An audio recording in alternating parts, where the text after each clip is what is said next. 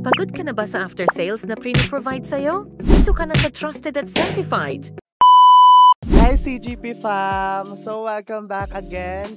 And ngayong araw, may nagbalik tayong client ng ating ARM Pro Max na head unit. 2 years ago na siyang nakabitan and ngayon medyo nag-loose lang yung camera.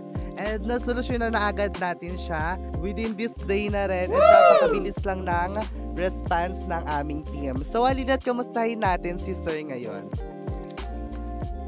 So, ito po si Sir Ryan, yung kinabitan po natin last 2 years ago po. Kamusta na naman po yung unit nyo po, Sir?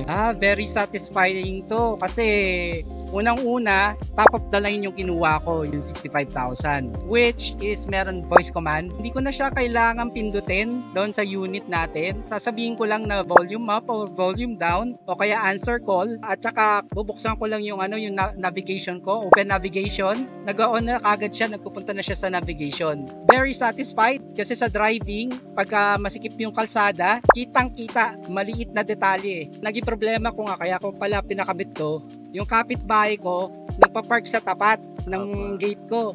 So, kailangan ko pa bumaba para sipatin kung sasabit ako. Ngayon, hindi na. Dito na lang ako titingin. Kitang-kita ako kung sasabit o hindi.